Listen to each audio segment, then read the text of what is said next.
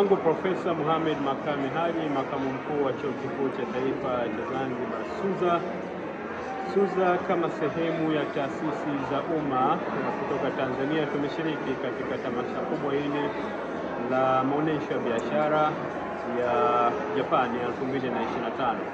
Katika wiki hii, wiki ya kuadhimisha Kiswahili na utamaduni wa Kiswahili, tumeshiriki kikamilifu katika kuhakikisha kwamba tunatoa maelezo na ufafanuzi unaohusiana na lugha ya Kiswahili, lakini pia tumekuja tukiwa na dhamira kuu ya kufanya mashirikiano ya pamoja baina yetu Chuo Kikuu cha Taifa cha Zanzibar na Chuo Kikuu cha Osaka.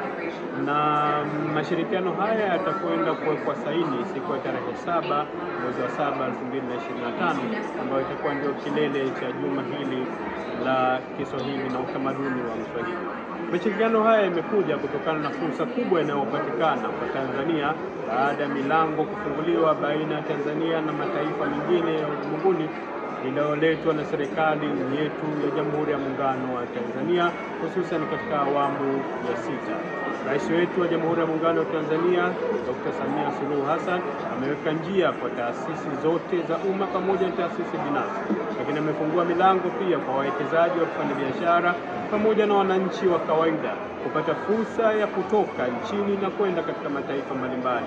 Fursa tulionayo hapa Japani inatupa nafasi kubwa sana ya kuitangaza Tanzania, lakini inafungua milango ya kutafuta fursa ambazo tutaweza kuzitumia kama Watanzania katika kuimarisha uchumi wa mtu mmoja na uchumi wa taifa kwa ujumla.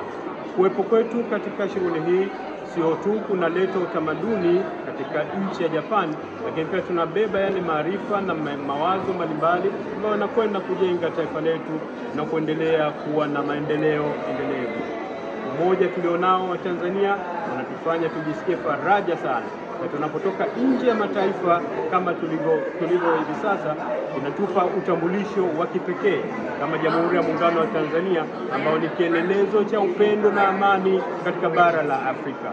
Uwepo wetu Japani sio tu katika maonesho haya, lakini pia unaweka mahusiano mazuri ya mataifa yetu, na tunaamini kwa kuweka vizuri mahusiano haya manufaa makubwa yanaweza kupatikana nchini. Tunawakaribisha wote wa Tanzania na wote wapenzi wa lugha ya Kiswahili na utamaduni na wafanya biashara kuweza kushiriki katika maonyesho haya ili tuweze kupanua wigo wa mashirikiano na kutambua fursa zilizopo nchini hapa Japani.